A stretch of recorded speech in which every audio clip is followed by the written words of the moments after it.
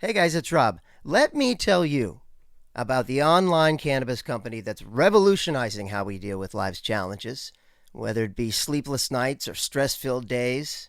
Mood.com. They've created an entire line of functional gummies that target specific health concerns, and it's 100% federally legal THC blends, so they'll deliver them discreetly right to your doorstep. I don't think I could be making this ad if this wasn't all above board. And don't forget to remind me to tell you can get 20% off your order at mood.com if you stay tuned. So if you know me, you know I'm always looking for the right gummy for the right situation, because there's a lot of different things out there and you need to know what you're getting. I've tried a bunch of their gummies myself, and it's wild how different each one feels. The Sleepy Time gummies knock me out in like 15 minutes flat, and no hangers, no grogginess like you get from some of those other sort of sleep enhancers.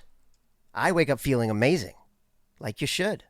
And their Epic Euphoria gummies, they're perfect for the days when, nothing's going right and you just need to hit the reset button on your crap mood. What makes these different is how they've paired THC and other cannabinoids with herbs and adaptogens. So you're not just going to find gummies like this in a dispensary, or anywhere for that matter. Only at mood.com.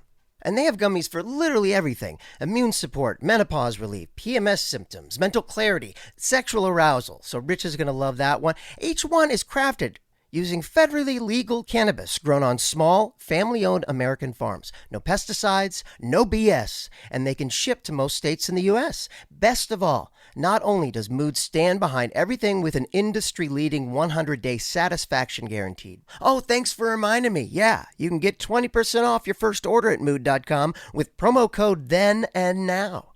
So head to mood.com, browse their amazing collection, and see what's best for you. What's the perfect gummy for whatever you're dealing with? And remember to use the promo code THEN AND NOW at checkout to save 20% on your first order. How do you top your love for your cat? With a cascade of decadent savory gravy over a mouth-watering mousse pâté. Fancy Feast gems. 2 gourmet pâtés in one convenient pack. Simply peel and plate to reveal a pyramid shape that makes eating delightful and pamper her with an experience as extraordinary as she is. Turn the everyday into the extraordinary with Fancy Feast gems.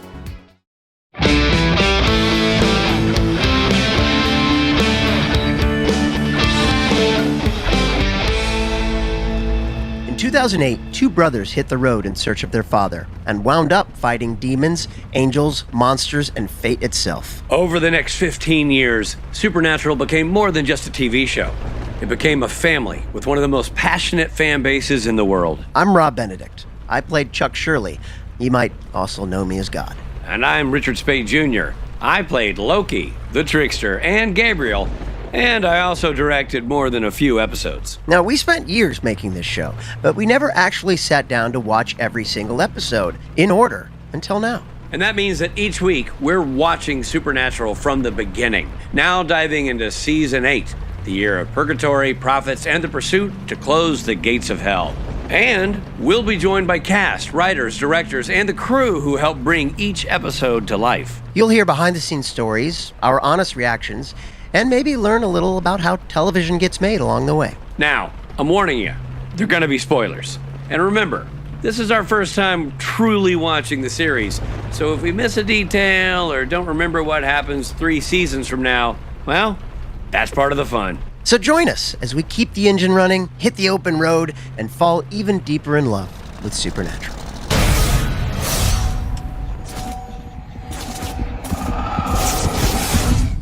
Hey everybody, this is Rob Benedict. And I am Richard Speight Jr. And we're in Season 8. That's right, Season 8, Episode 1. We need to talk about Kevin. We do, but we should focus on this episode first, Rob. Let's get to the episode. All right. Talk about the episode, and then we can talk about your friend Kevin. Okay, but we do need to talk about Kevin. I get that, and you brought that up right out of the gate. Seems off-brand for what we're talking about. Okay. Let's focus on Supernatural Season 8, Episode 1, and then if we have time, we'll talk about Kevin. Okay, all right, you win. Hey, guys, it's Season 8. Yeah, it sure as heck is. Episode 150 of the TV series. God, do you know how many shows would kill to have 150 episodes? I know. And we're not even halfway through. I know. 14 more and we'll be halfway there. I live in a state of amazement and jealousy. I know you do. And also now in this podcast. It has nothing to do with this podcast. That's just my life. Our review of this episode, I'll have you know, is being recorded in front of a live virtual audience on Patreon.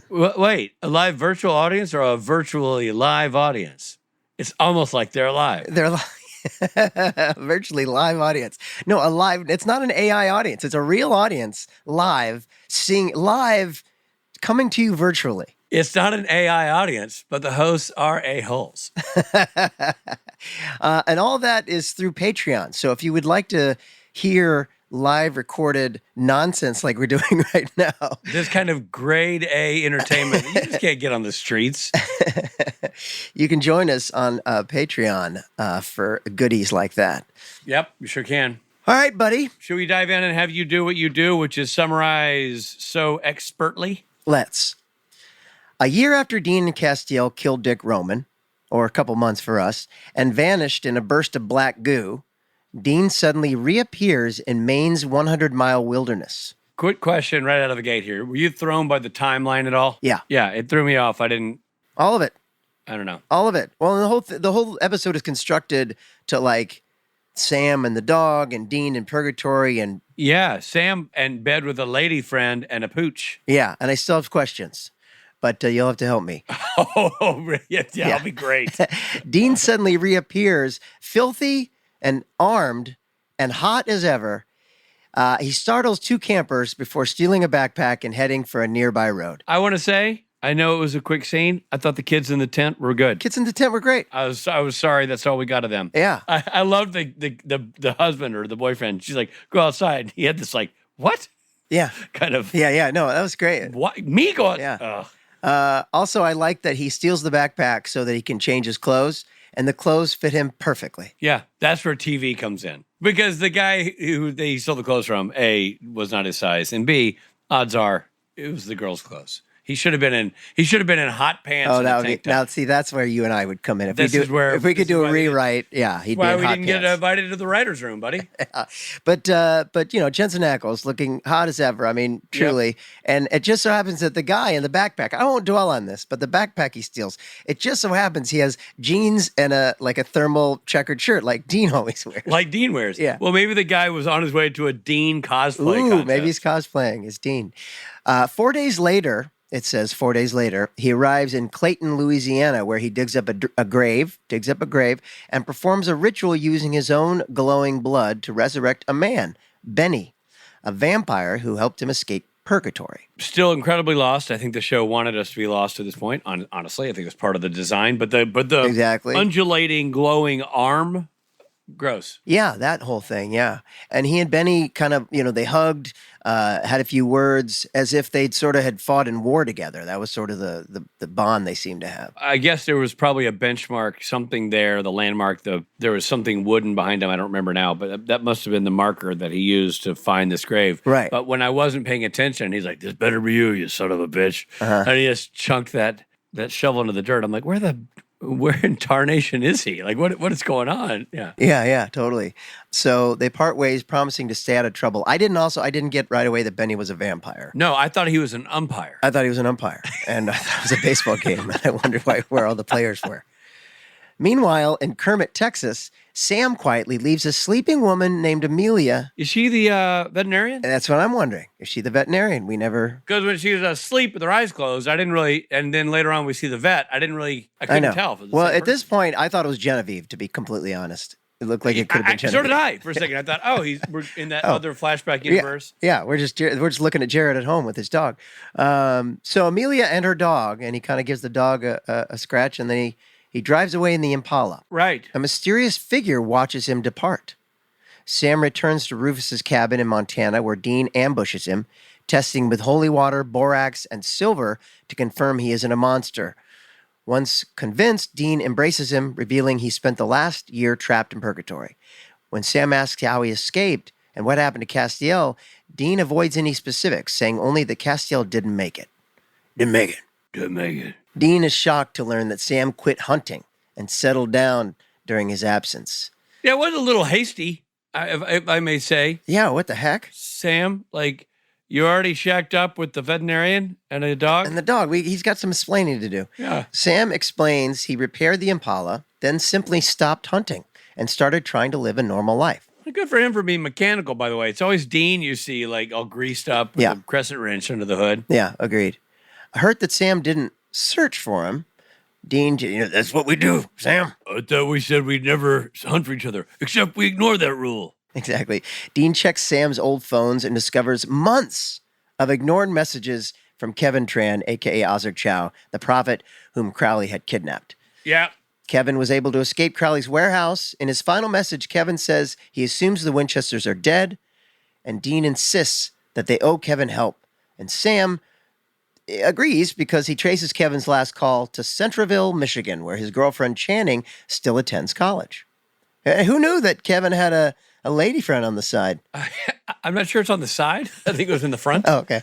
I feel like he talks to her in the episode where he's going to take a test. Oh, does he? I think we Okay. have a thing. I see in the chat room here that you were right, and I am color me shocked that you remember that. Dude, You don't remember you and me. You don't remember things in this very episode. I do too, Dave. Okay. Thanks, Mike. On the road, Dean inspects the Impala. He notices the smell of a dog. Dude, I would notice that from space. Yeah. Dog smell is just, there's no hiding it. Can't hide a dog smell. Nope. Sam shrugs it off. The brothers stop at a motel. Dean flashes back to purgatory, hunting monsters and searching for Castiel. During one brutal fight, a vampire named Benny saves him. Hey, it's the same Benny we already saw. Same Benny, yeah, from earlier. Pretty grisly looking. A couple things. I love the way they color corrected the footage. Oh, I like the color of It's purgatory. very cool looking. Very cool looking. And then I also thought that the monsters were like, they put makeup on these guys they're battling. They were cool looking, scary, creepy. Yeah, and good actors there too. And you couldn't really tell. Like, I didn't really quite understand what monsters I was looking at, which I liked. It seemed even more. Yeah. And you really Bizarre. believe they're in this world. Yeah, I love the color of purgatory. Also, Ty Olsson. Ty Olson's coming in, Canadian Ty Olsson putting on a darn good Southern accent, I might say. Yeah. Because I'm a real stickler for that stuff, and I thought his sounds great. Yeah. And you know what my nickname in some circles is? Ty Olsson. Yep. Benny. People call me Benny. Yeah, that's right, they do. Yeah. You need to wear a jaunty cap and talk in the Southern accent and save Dean's life and have vampire teeth. Yeah, you're right. I do like his cap. Yeah. So the two form a pragmatic alliance to find a way out. Back in the present, Dean's memories rattle him, and tension flares when he criticizes Sam for abandoning the hunt. Sam admits he met a woman and briefly found peace, while Dean confides that despite its horror, purgatory felt pure. I'm not really sure if I guess I wasn't there, but it seems like it was a nightmare. No, but he's really in his element, man. I mean, it's a real action Dean here. Man, he loves men in sailor caps. Yeah, covered in fighting blood. alongside him. And I have to just a pause here for a second. Can we just give homage to the hair that Sam has going on in season 8, the beginning of season 8? Man, It's just unreal. No, his hair looks great. never been better. I mean, truly, The sideburns seem a little more under a control. little under which I think is control, good. and the hair just flowing, beautiful. Yeah, it's gorgeous. Best toupee in Hollywood. I always say best extensions. Uh-huh. Yeah, no, and I like the point where he was like, Dean yells at him about something and leaves, and Sam's like, welcome back. Like, There's a couple of comments here. Somebody's like, best season of Sam's hair. And somebody's like, I've always called it the season of the hair. the season of the hair. I'm with you on both things. Yeah, on season of the hair, and it's not because of the rabbits. that. No, it's not. Reaching Centerville, the brothers question Channing, and it's kind of a funny scene with her and her roommate, being very college-y girls, Yeah. It's funny. who denies contact with Kevin. After they leave, her eyes turn black. She ain't Channing. No, she ain't. She's a demon. She's possessed, and she murders her roommate to use her blood in a chalice to report to others. It's always great when you see those demons, in these demure characters. Yeah. Suddenly they're like, shut up, bitch. Exactly. Yeah, Nice. bitch. Yeah. She took her blood and she put it in a chalice so that she could call in to somebody, we don't know who, Right. that Dean Winchester is alive. As Sam waits for Dean that evening, he flashes back to meeting Amelia after accidentally hitting a dog with the Impala. So it is the vet is Amelia is the woman in the bed. Yeah, he's really mean to the vet tech. Oh, man. She was the vet who treated it and reluctantly let Sam stay to help. And she gives him the how-to about leaving the dog here. He deserves the how-to and the what for. And the what for. And I have to say, in this scene, the blood on his shirt did not look like real blood. I'm sorry, I have to say. Nope. Looked a little like ketchup. Sam soon discovers that Kevin recently logged into a campus computer from a coffee shop in Fairfield, Iowa. The brothers follow the trail to an abandoned church where Kevin douses them with holy water-filled cleaning fluid to test if they're leviathans. Dude, Kevin's haircut. Yeah. I have a problem. Yeah. I like the Fab Four look. Yeah, it's much different. I like the bangs. And they have a flashback to when Crowley kidnapped him, and he didn't have that long hair from last season. He had the short buzz. Yeah, dude. I can't suspend disbelief that far. Well, look, if we can see clearly that he's got a different mother, then we're going to have to ignore the hair. But why? He must have had another job. He must have. That's what I thought. Or no one told him. No one told him he was coming back, which they never did. Which they never do. They never tell us we're coming back. So why would he know? I don't know. We'll ask him when we interview him. Once convinced they're real, he tells them his story. After Crowley kidnapped him, he was forced to translate another ancient tablet.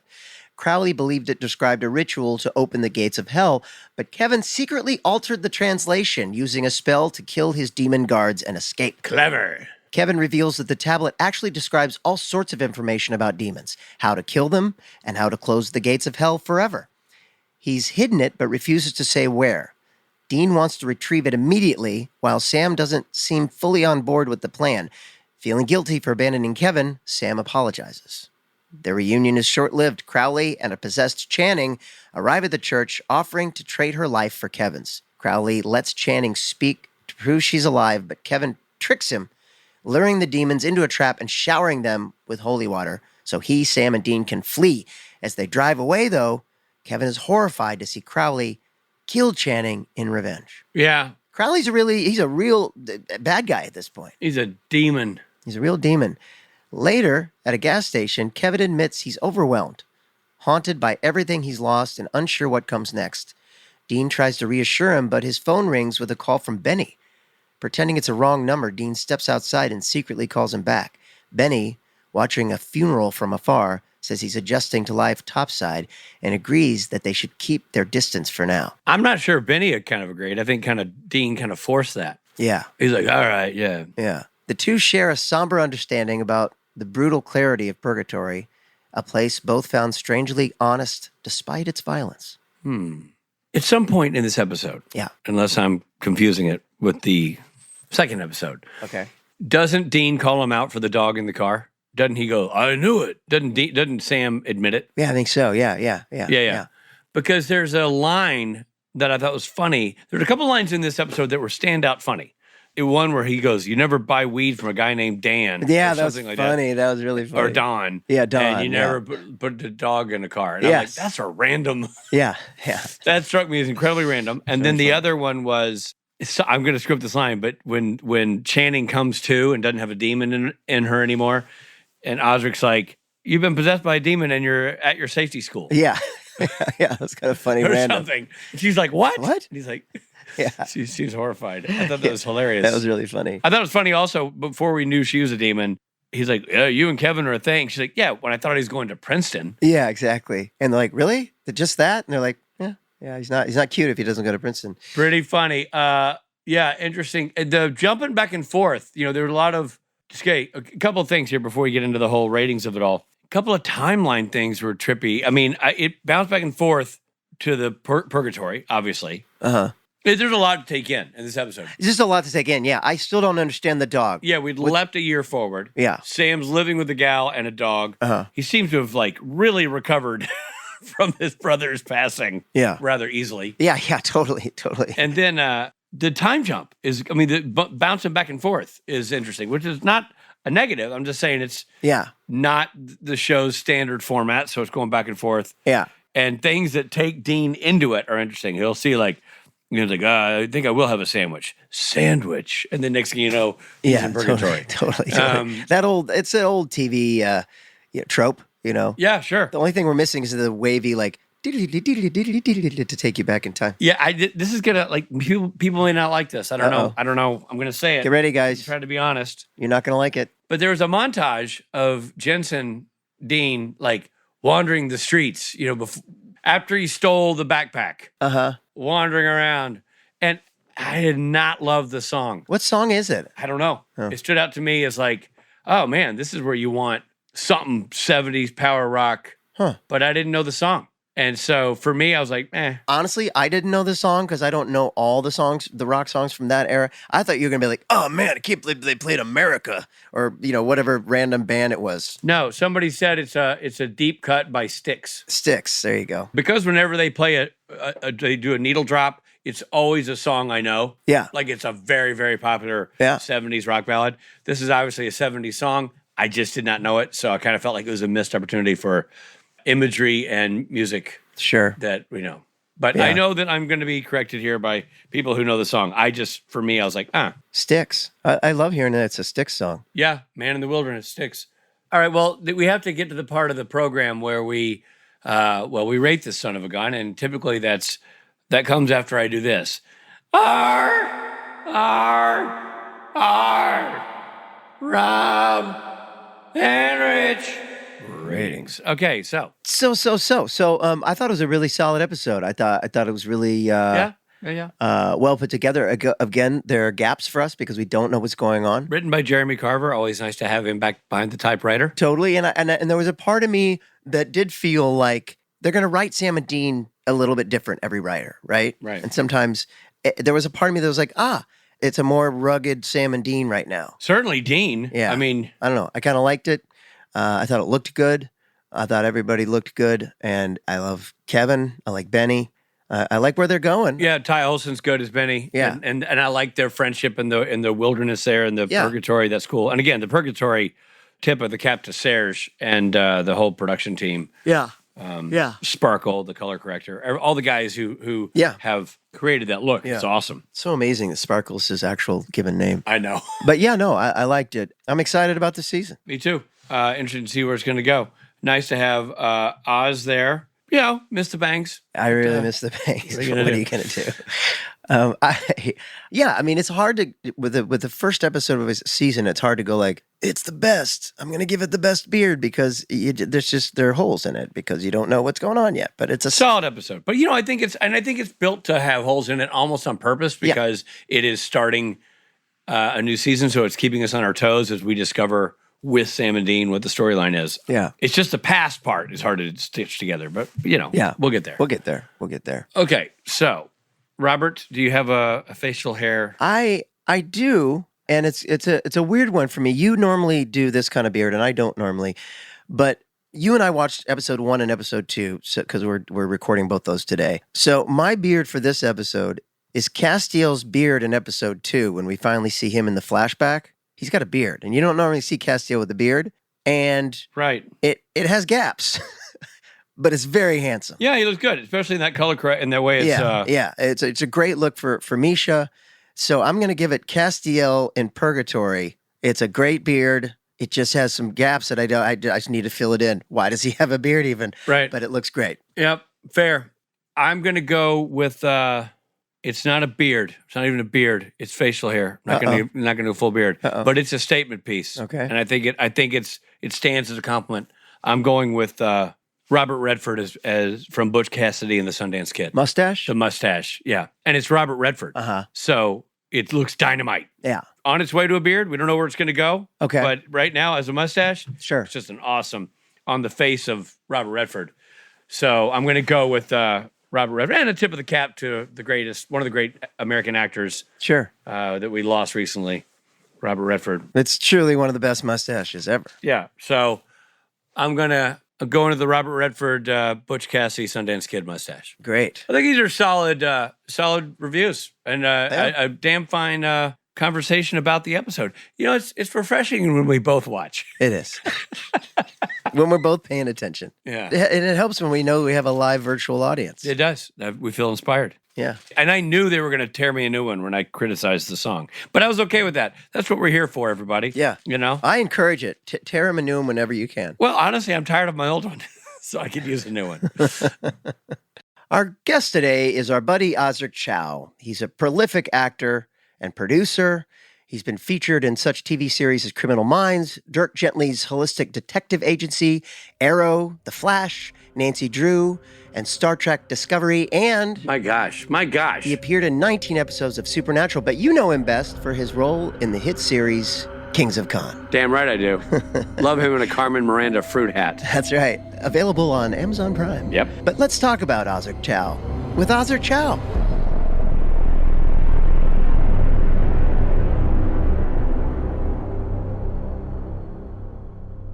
Hey guys. Hey, Osric, what's up, buddy? Miss you guys. It's been a while. Where are you zooming in from? I'm zooming in from Richmond, BC. Richmond, BC. And what's going on in Richmond, BC? It's the new Chinatown, if you've been to Vancouver lately. Oh, yeah? My family's here. This is... Cool. Oh, great. And so Richmond's like a suburb of Vancouver. Richmond is a suburb of Vancouver. It's right by the airport. Chinatown, historical Chinatown kind of got a lot of stuff happening and people started pushing out to Richmond where the land used to be cheap and like people moved here. You can live here for years without ever speaking English because, you know, all the signs are in Chinese and stuff. So this became like a Chinese hub. Wow. Yeah. Cool. Yeah. Well, man, I miss you. I feel like you and I always miss each other at the conventions. We're like, I know. Yeah, it's been a while. A lot of people think you're the same person. You know what I mean? 'Cause Osric was just here, but now Rob's here. Huh. we both started as prophets Yeah. on the show. That is true. That is true. I'm not surprised. Osric, it's so exciting to see you on the show. Yeah, it is. You're fantastic, as we knew you would be. Yep. But, you know, we never really watched the show, so we're watching now for the first time. We're learning it. We particularly loved the haircut that you had in season 7. A lot of debate, dude. A lot of controversy. I got to be honest. Like, it is a split camp because you came on the show, and I'm immediately like, It's the fifth Beatle. the second you came on the screen, I paused it. I'm like, I don't care what he does. I don't care what he says. I love this character. I'm into the mop top. To Rob's point, you're the fifth Beatle. You're the Fab Four. Oh, man. And we made Beatle jokes every time you would come in. We would do this podcast. We're like, I loved him. Yeah. And you know, Okay. Do you want to know about the hair? no, but I love the Please. hair. And then it went away. So like, you gotta explain all Yeah. things hair. I'll explain all things hair. You look like you were doing Prison Break, and I didn't know what was going on. So like, help me out here. My career started off playing a series of monks. Series of what? Monks. A series of monk characters. So I had 3 roles in a row where I had to shave my head. Oh, And every time I would come in with long hair and then I'd get a free haircut, essentially. You know, it's like, oh, I got an acting job. This is great. And then they buzzed off my hair. And so I just got so used to every production giving me haircuts. Before Supernatural, I hadn't worked in a while. And, you know, it was like my mop of shame. I'm like, okay, this means that I'm not good enough. Maybe I should try another career. And I got into the audition. Ben Edlund was the director. He created Kevin. And he was in the room. And we had a moment. I'm like, dude, nice mop. Oh, yeah. You know, because he had that shag going on too. And I was the only one with long hair. So I think yeah. that I got the job because we shared long hair. Yeah, it had nothing to That do with could your be. great read, I'm sure. No, that was all right too. But I thought they were going to cut my hair. I was like dead serious. I'm like, oh, Yeah. finally a haircut. And then they just kept Right. it. Wow. Like I look back now and it looks like a wig to me, which is super weird. Yeah. And originally it was only 3 episodes. So at the season finale, I was supposed to die or something. And then they didn't kill me.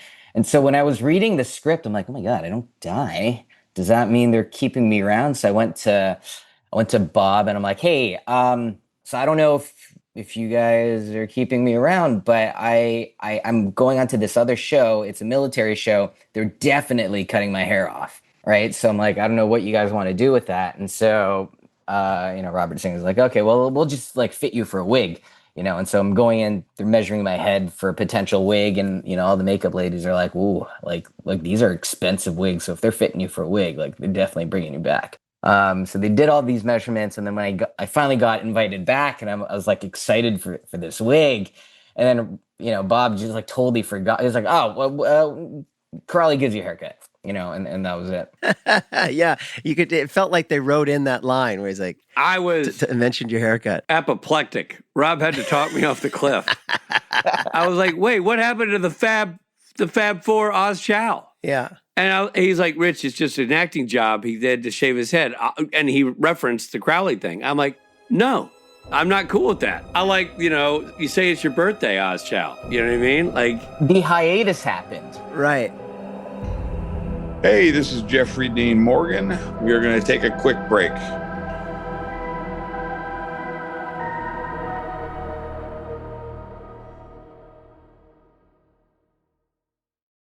hey, it's Richard Spate Jr., and if you are still overpaying for wireless, it's time to say yes to saying no. At Mint Mobile, their favorite word is no.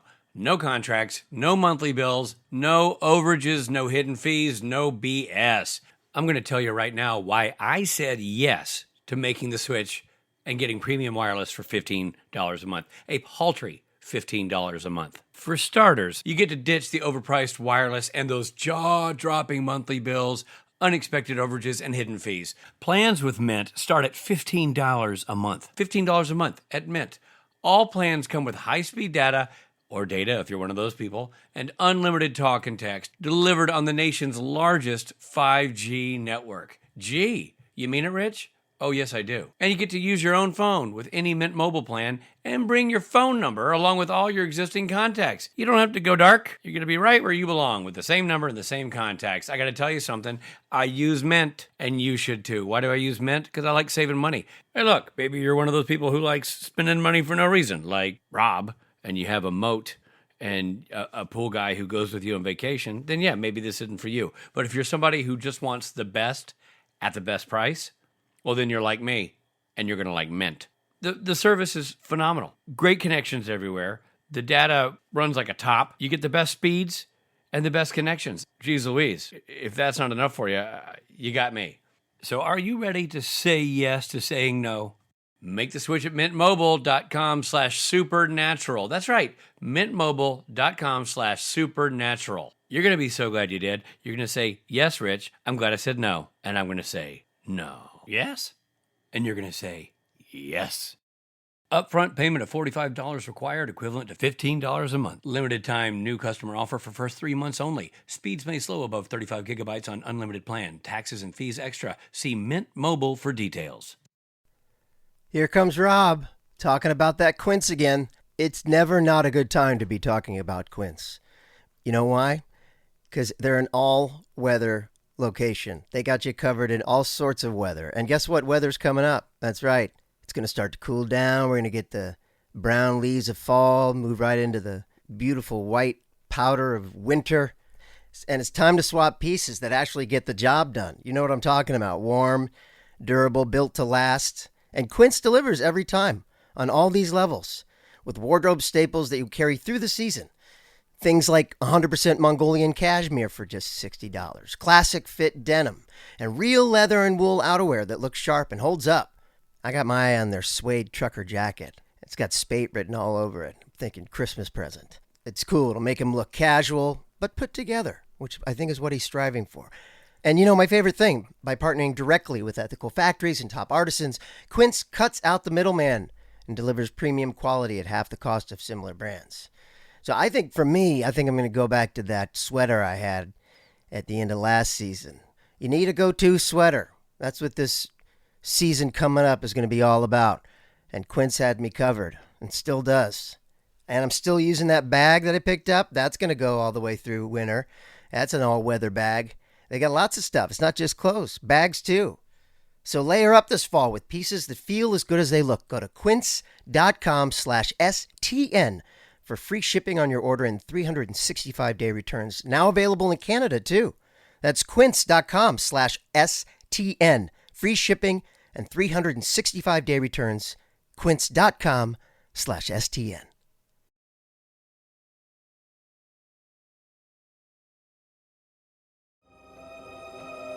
Hey, it's Jeffrey D. Morgan again. Welcome back to the podcast. Now that you guys have the visual, probably my favorite Mark Shepard story that you might have heard before, but when I met Mark on that season finale, it was only the one day, And I didn't know who Mark was. I don't watch that much Right. TV, and so I'm going around introducing everyone, myself to everyone. I'm like, oh hey, my name's Osric. What's your name? And Mark looked so pissed off that I didn't know who he was, and so Yeah. so like I'm getting annoyed hearing the story at you. How dare you? so he looks at his chair and he's just pointing at his chair, and I'm reading. I'm like, oh, Mark Shepard. I'm like, okay. Very nice to meet you, Mark. And like I just like leave. I'm like, oh my god, this guy hates me. And so we don't talk. I'm just sitting in my chair trying to be quiet, not to annoy him. We do the one scene, and he like snaps his fingers. I disappear, and then I don't see him. Right? I'm like, okay, like you know what? Maybe that'll be the last time I see this guy, and that'll be okay. 3 months later, different haircut. I'm at San Diego Comic-Con.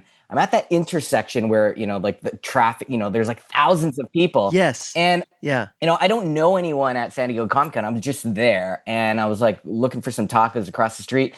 I get this hand on my shoulder. And of the 3 people that recognized me despite this haircut, the third person was Mark Shepard. No way. And he's like, Osric. Wow. I'm like, oh, Mark. He's like, this just proves you don't all look alike. And I'm like, wow. There you go. I'm like, dropping a little bit of racial humor right there. I know. Meeting number 2. Oh, Mark. I'm like, I don't know how to feel about that, but that's pretty damn funny right now. And yeah, he was with Misha and Jim, and he's like, what are you doing? And I'm like, I was just gonna like look for some lunch. He's like, no, you're not. He's like, just follow me. And like he took me, behind the scenes. He took me to the gifting suite. He took me on my first Comic-Con adventure. Wow. So he's got to stab you a little bit before he fixes right. it. Totally. That's Mark in a nutshell right there. Well, that's awesome. That's great. I'd have left you in the street because I'm like, where's the hair? And that was my first thing. Like, what'd you do to the hair? You monster. So playing Kevin, we know what it's like to really, you're the last person to know what happens with your character. When did you find out, like Kevin Tran in beginning of season 8 is different. He's very serious and a lot of troubling things happening. When did you first find out what you were actually doing at the beginning of season 8? And what's your take on how he was different?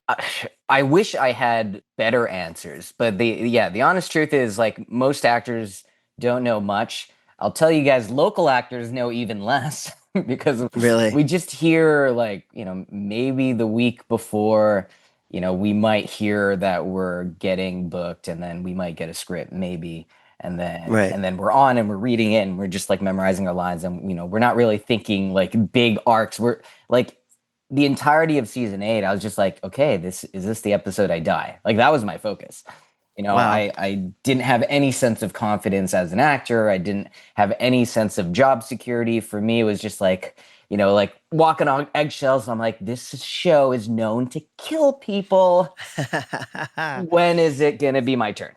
So I did not think in those terms. It wasn't until after I died, I'm like, okay, whatever. You stop putting so much, pressure on yourself, and then you start thinking better, and then as an artist you kind of grow. So like it took me a while before I had that confidence, I'd say. Yeah. And then you also have a different mom than you did in season 7. That's a big change. Yeah, that throws off. I obviously we knew Lauren Tom was coming as the mom, so when we met your first mom, we're like, hey, Robbie, that's not Lauren Tom. I don't think that's Lauren Tom. And he's like, Richie, that's not Lauren Tom. We were whispering, even though we were on a podcast. Yeah. And so she showed up.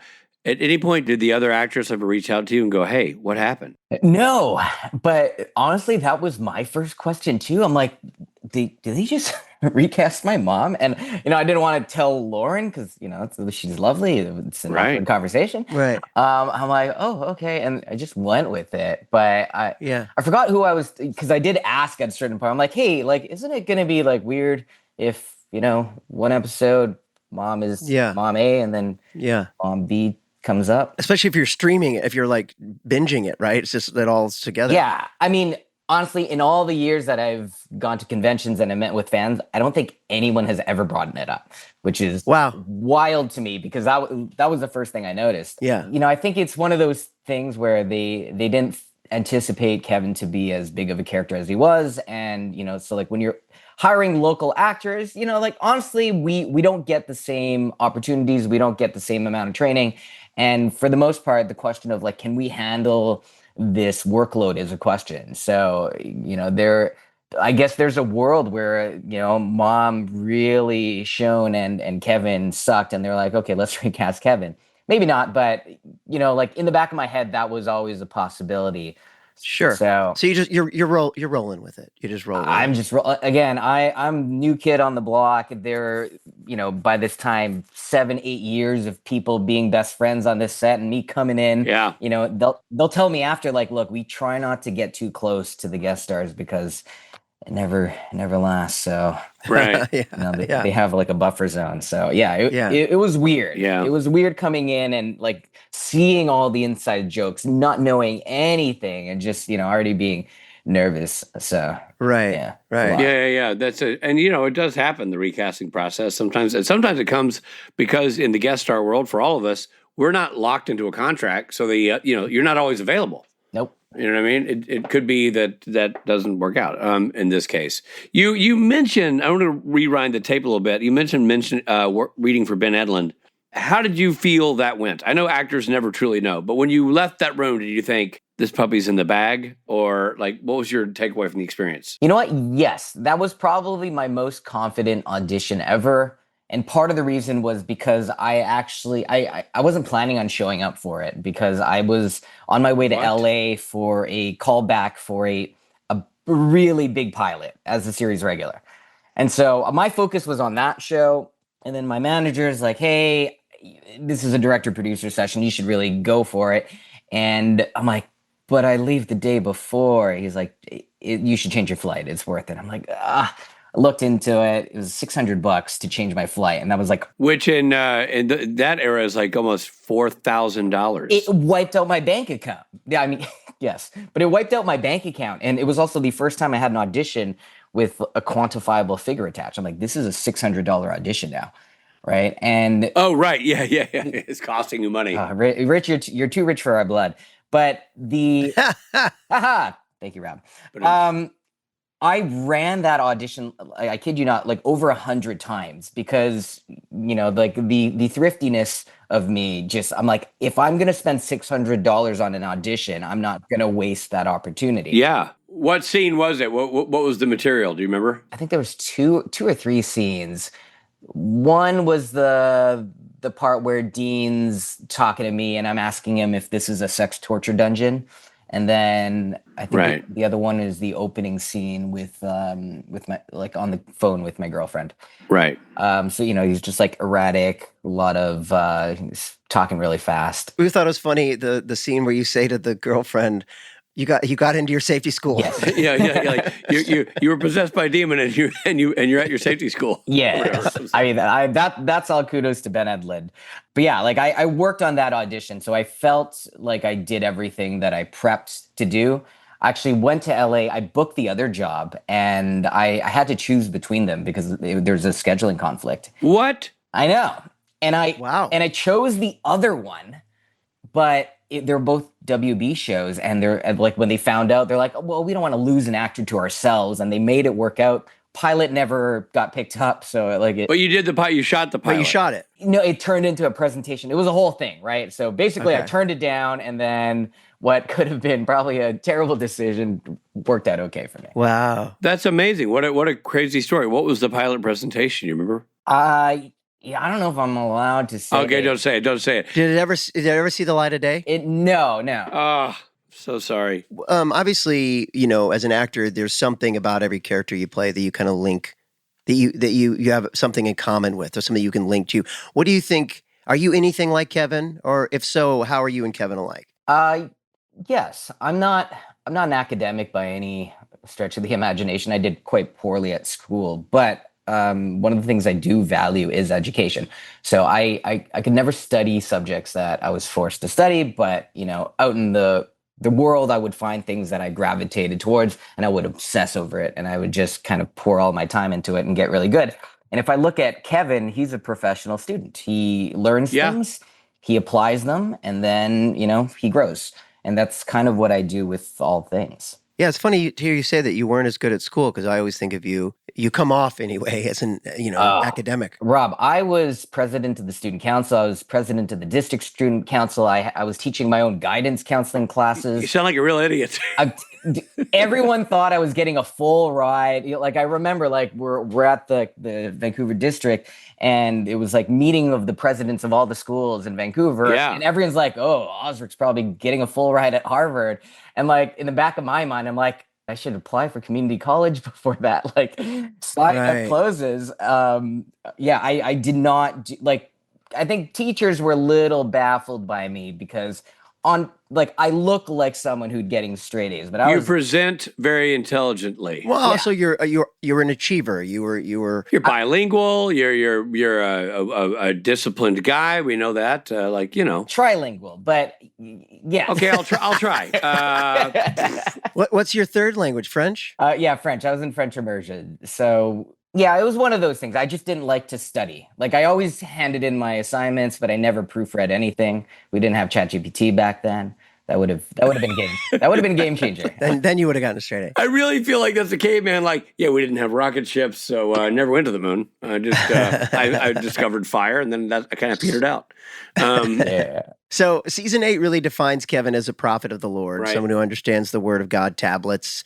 How do you interpret what being a prophet meant to Kevin, spiritually or psychologically? I think at the beginning, it represented a derailment of all of life's plans that he had, and it was quite the curse. But I think very quickly he just approached it in the same way. Again, he's a student. Here's a new thing to learn. He can learn it. He can apply it, and that's just part of his growth. I would have loved.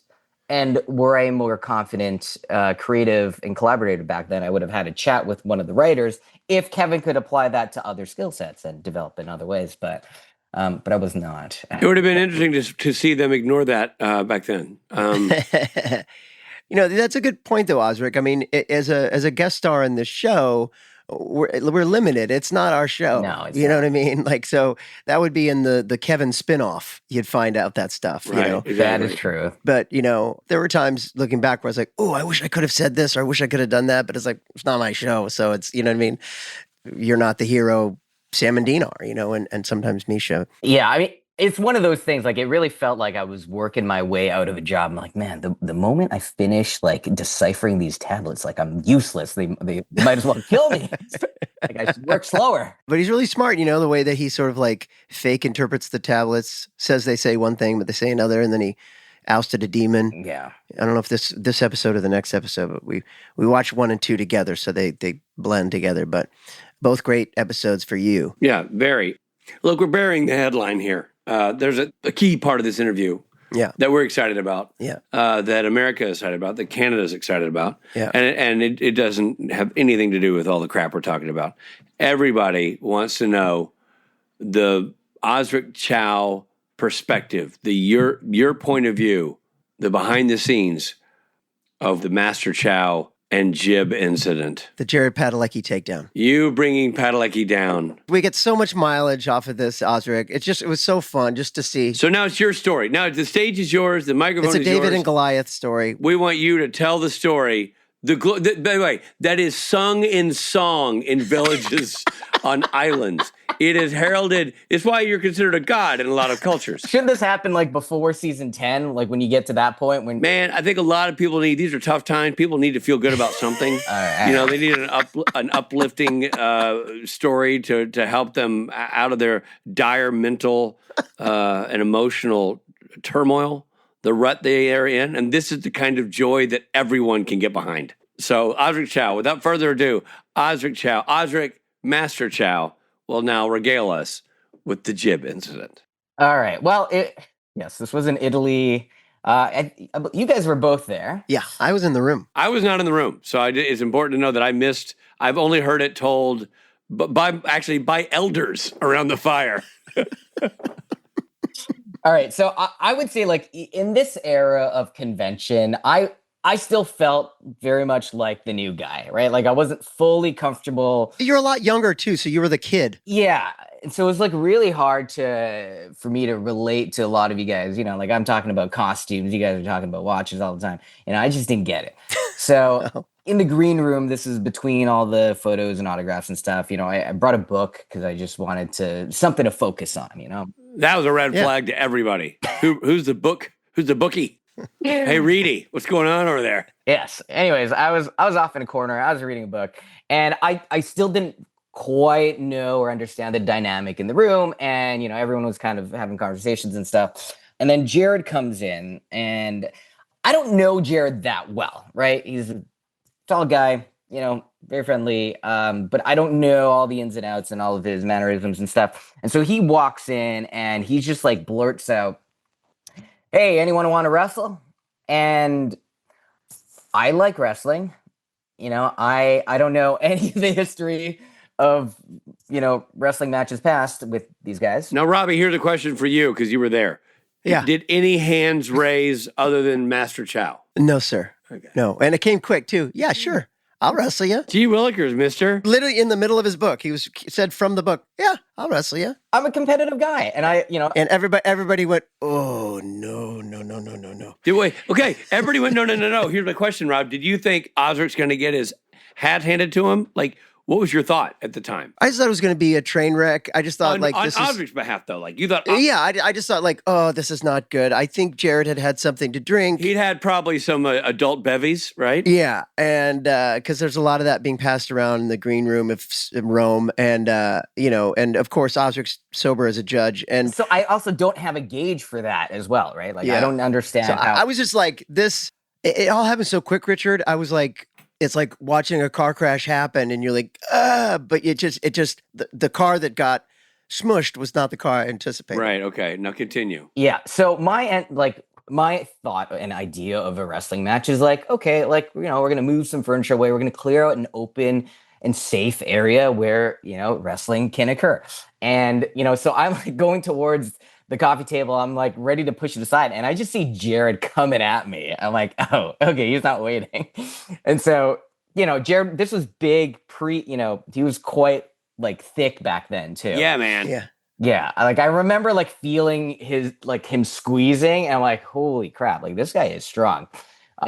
Right. Thankfully, I have some grappling experience, and it was Yes. It was very apparent to me that Jared didn't. I wasn't even that good back then. Like, now I train jiu-jitsu, but back then you could break Rob Benedict from where you are to where he is right now. He could Darth Vader me.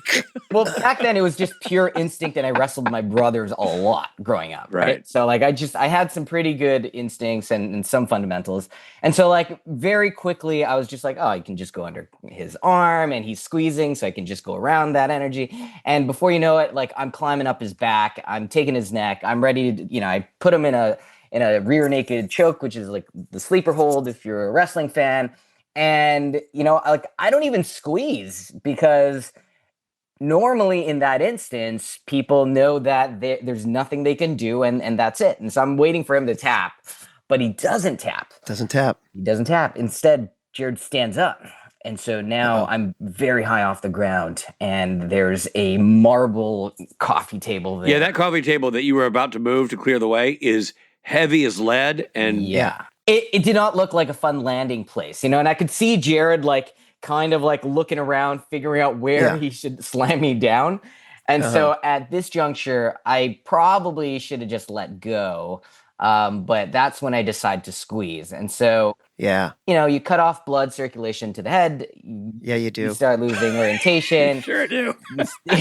You start, Jared's experiencing, his eye, like his vision is probably going. Yeah. And it's hard to think, right? But he manages to avoid the coffee table. Thank you, Jared. He avoids the couch. That would have been preferable, but he kind of aims for like the in-between spot. And so we go there.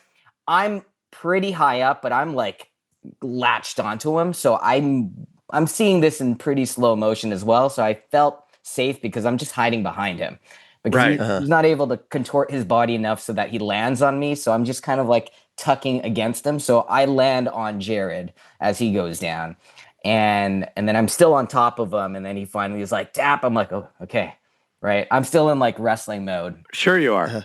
And then Jared like slowly makes his way up. Everyone's screaming. I can't really hear anything, but I'm just checking on Jared, and he's, head down, like whiter than he normally is. I'm like, holy crap, Jared, are you okay? And he's just like, I think I dislocated my arm. At which point I felt the room erupt even louder. Yeah. It was like the end of Star Wars. It really was. All the different villagers going, fireworks and trumpets.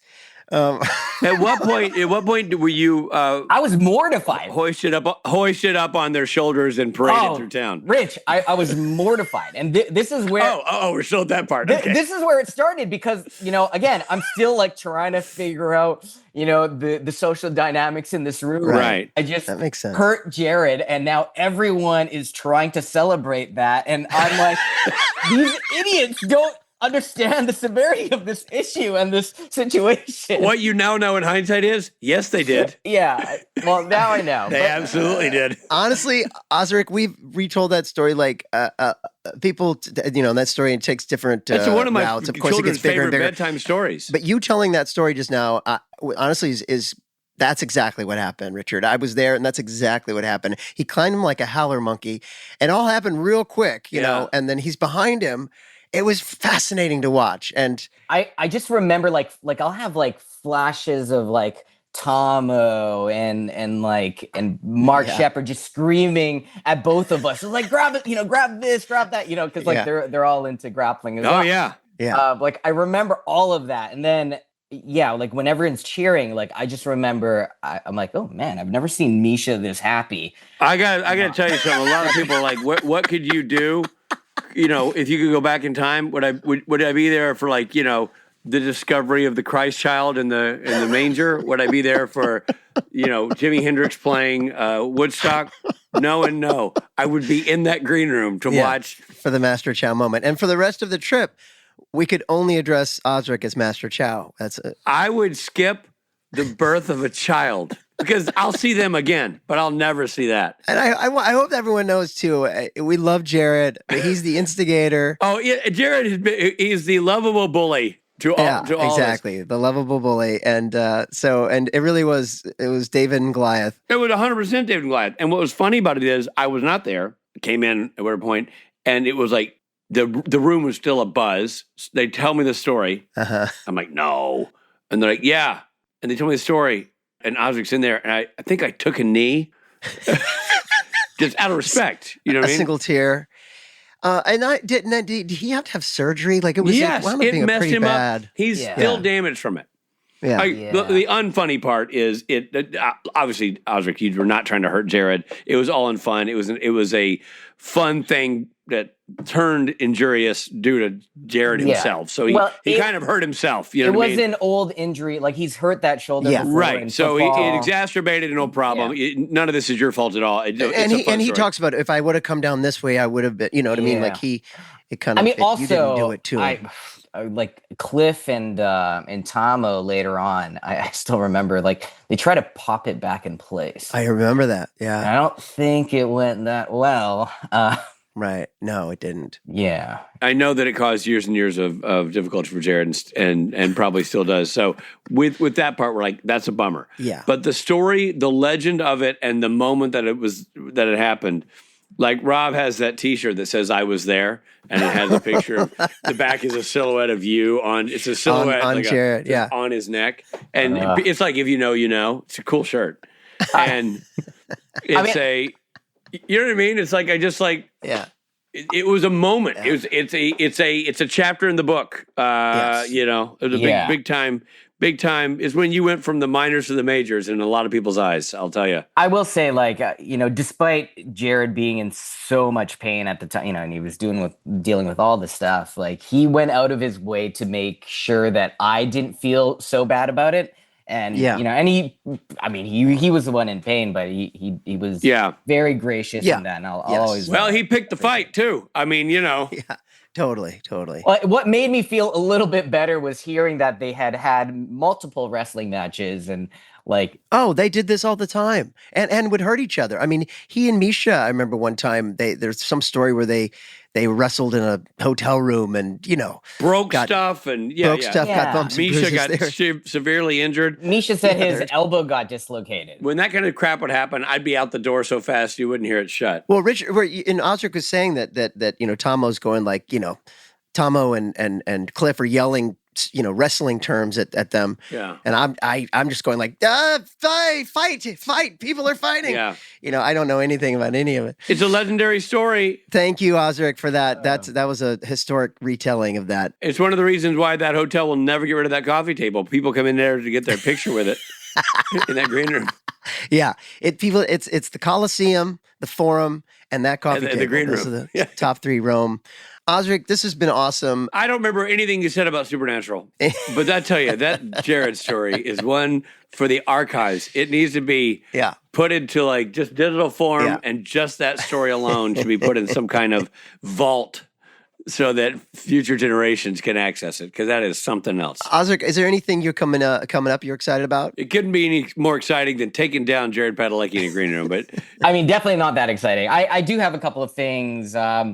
I can't share in a public forum just yet, but okay. I'll also tell you guys after if you want to hear. Great. All right, great. Right. Well, we're always excited to see Osric in anything, and I know you produce and you direct, and you have a lot of fun projects. Got a lot of hair in your head these days. Looking good. excited to see what you have coming up next. Thank you so much, buddy. Thanks, yes. And we'll have you back. I mean, if there are 19 to 20 episodes. Yeah, man, you got plenty of episodes. I can tell you something. Happy to hear that Jared story again. So think about other details we may have missed. We will circle back on that to be sure. Well, and we can talk about Kings of Con and your involvement with Kings of Con. Lots to talk about. Yeah, we're going to talk about that too. Very excited. And maybe some Supernatural. I don't know. Hey, yeah, one or two. We can do that. Yeah. All right. Thanks, buddy. Thanks, guys. Hey there, it's Misha Collins. I'm glad you're listening. This is exciting for me because I, too, am catching up on Supernatural. Stick around. We're going to bring you these important messages. Purina believes no one should have to make the impossible choice between their own safety and their pets. But nearly half of domestic abuse survivors delay leaving because they can't bring their pets with them. Through the Purple Leash Project, Purina is helping create more pet-friendly domestic violence shelters so survivors and their pets can escape and heal together. Visit purina.com/purple to learn more. Every story you love, every invention that moves you, every idea you wished was yours, all began as nothing. Just a blank page with a blinking cursor, asking a simple question. What do you see? Great ideas start on Mac. Find out more on apple.com/Mac. Hey, guess what? We're back.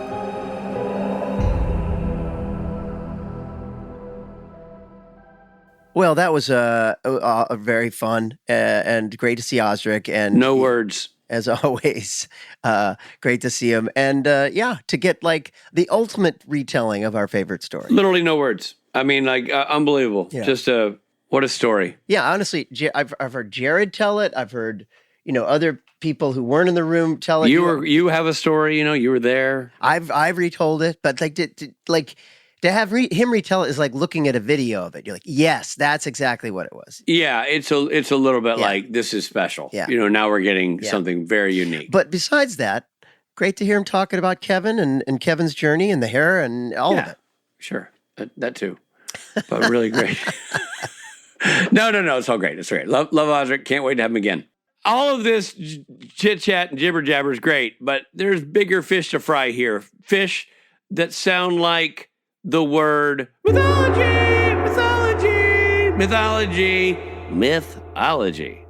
The gates of hell are sites around the world believed to be entrances to the underworld. They often occur in geologically active regions like volcanoes or at lakes, caves, and mountains. Or Rob's pool. Right, and my pool guy. That's why your pool guy looks like a guardian of hell, because he actually is. That's right. The following are a few geographical spots that are referred to as being gates to hell. In China, Fengdu has a long history in the Taoist tradition of being a portal to hell. All right, note to self, stay away from Fengdu. Yeah, no kidding. In Derwizi, Turkmenistan, a burning natural gas fire in the middle of the Karakum Desert is known as the door to hell, or Darvaza gas crater, or the Darvaza gas crater. By the way, there's a name for a band. The Darvaza Gas Craters. Or Door to Hell. That's their debut single. Yeah. According to Hawaiian folklore, Waipio Valley contains an entrance to the lower world, Lua o Milu, which is now concealed with sand. Yeah, you bet it is. I didn't realize there were so many gates to hell in the world. Me neither. It could be Lua o Milu. That's the weird thing. Like, if you pull up to hell, like, can you buzz me in? Like, I'm buzzing you in. I'm like, the gate's not moving. They're like, well, which gate of hell are you at? Like, I'm at the Lua o Milu. Like, no, you're supposed to be the Darvaza gas crater. Just punch in the code. Damn it. The code's got to be 666, right? Am I Yeah, wrong? that's a tat on the nose, though, don't you think? That's true. Hellam Township, well, it's right there in the name. There you go, township. Hellam Township, near York, Pennsylvania, is the subject of a modern urban legend claiming that it contains the 7 gates of hell. That sounds like an untruth, I'm going to say. Also, there's not a lot to back it up here in this chapter of mythology. That's true. Okay. And all the others seem real to me. But that one, I'm not buying it. Yeah. Also, the gates of hell are mentioned in the Bible. In Matthew 16:18, Message Jesus. Is there a guy named Message Jesus? Are there various models of Jesus, like Runway Jesus and Message Jesus, Scuba Jesus and Message Jesus? Okay. In Matthew 16:18, Jesus says to Peter, on this rock I will build my church, and the gates of hell shall not prevail against it. Yeah. There you go. It's right there in the Bible. Hey, this is fun. This is fun, but not nearly as fun as this next section. We should title it something that indicates how fun it'll be. I tell you. Let's go with Fun Facts, Fun Facts, Fun Facts, Fun Facts. Oh, that's good. I like that. The title is a reference to the book We Need to Talk About Kevin by Lionel Shriver. It was adapted into a movie in 2011 that starred John C. Reilly, Tilda Swinton, and Ezra Miller. I did not know that it was a book. I knew it was a movie. I did not know it was a book. So that is a fun fact. Yeah, I feel like I knew it was a book and I didn't know it was a movie. But what's it about? Obviously, it's a comedy. I got 2 words for you. Tilda Swinton. I mean, it's clearly a comedy. Well, but John C. Reilly, you'd think it is, but it's not. It's not. I don't think it is. I think Ezra Miller's Kevin, the kid. Yeah. And maybe there's something going on with Kevin. They can't talk about it. Like, yeah, but dude, I can't even talk to you about it now. I know. We need to, but I can't.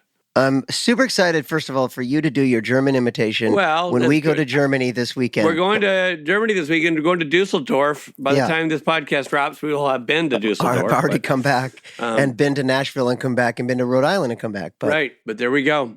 But hey, we're going to Germany. Speaking of Germany, the German title of this episode is, Richard? Well, I believe it is, Whoa! East Kevin! Which translates to where is Kevin, I believe. Yeah.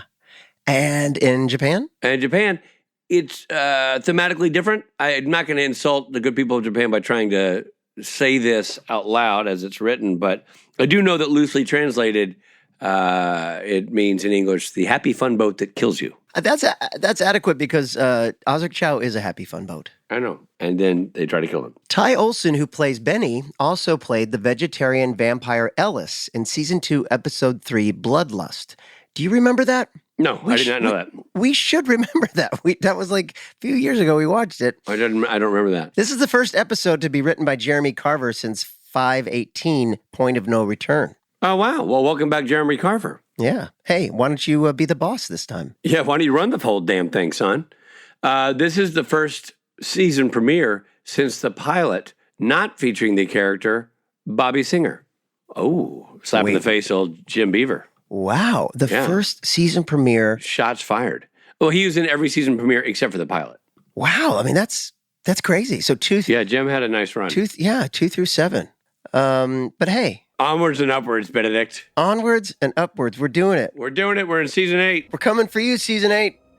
This episode of Supernatural features Jared Padalecki as Sim Winchester, Jensen Ackles as Dean Winchester, and Misha Collins as Castiel. Guest stars include Osric Chau, Mark Shepard, Ty Olsson, Leanne Balaban, and Lissa Neptuno. We Need to Talk About Kevin was written by Jeremy Carver, directed by Robert Singer. Editing by Nicole Baer. Music by Jay Gruska. Executive produced by Robert Singer and Jeremy Carver. Supernatural was created by Eric Kripke. The episode featured the following songs: Locomotive Breath by Jethro Tull. Which is a great song, and I know that I stirred much controversy by not loving the next song, Man in the Wilderness by Styx. This episode originally aired on October 3rd, 2012. This episode of Supernatural Then and Now was hosted and executive produced by Richard Spink Jr. and Rob Benedict. Produced by Stephen Hine, written by Stephen Hine and Haida Holscher. And edited and associate produced by Trey Booty. What's up, Booty?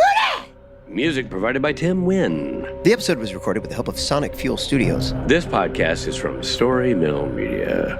Follow the podcast on Instagram and TikTok at SPN Then and Now. Become a member of the podcast to get early access, chat rooms with other podcast fans, and video interviews at patreon.com/SPN Then and Now.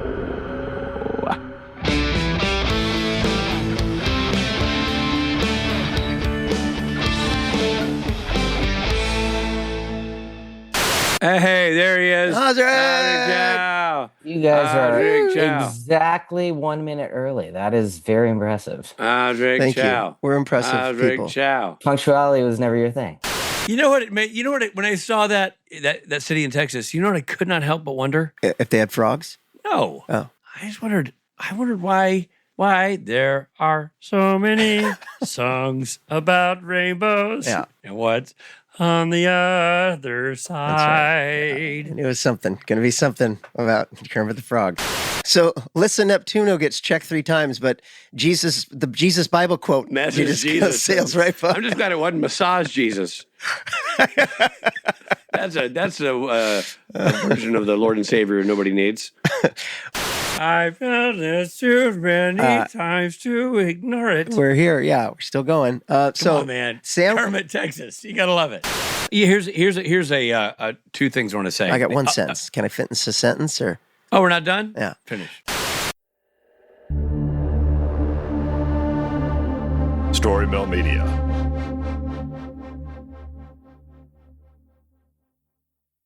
From the darkest corners of our imagination comes a game show that's more ridiculous than terrifying. Welcome to Tickled to Death, the horror comedy game show where nothing is sacred, everything's a little unhinged, and the only thing more cursed than the questions are the jokes. I'm Roz Hernandez, your fearless host, and each week I'll be leading a brave group of guests through twisted horror trivia, improv games, and enough sarcastic banter to make you question all your life's choices. So come for the screams, stay for the snark. Listen to Tickled to Death wherever you get your podcasts, and hit follow unless you want the show to follow you. In the meantime, don't get tickled to death. When they were young, the 5 members of an elite commando group nicknamed the Stone Wolves raged against the oppressive rule of the Craterakian Empire, which occupies and dominates most of the galaxy's inhabited planets. The Wolves fought for freedom, but they failed, leaving countless corpses in their wake. Defeated and disillusioned, they hung up their guns and went their separate ways, all hoping to find some small bit of peace amidst a universe thick with violence and oppression. 4 decades after their heyday, they each try to stay alive and eke out a living. But a friend from the past won't let them move on, and neither will their bitterest enemy. The Stone Wolves is Season 11 of the Galactic Football League science fiction series by author Scott Sigler. Enjoy it as a standalone story, or listen to the entire GFL series beginning with Season 1, The Rookie. Search for Scott Sigler, Sigler, wherever you get your podcasts.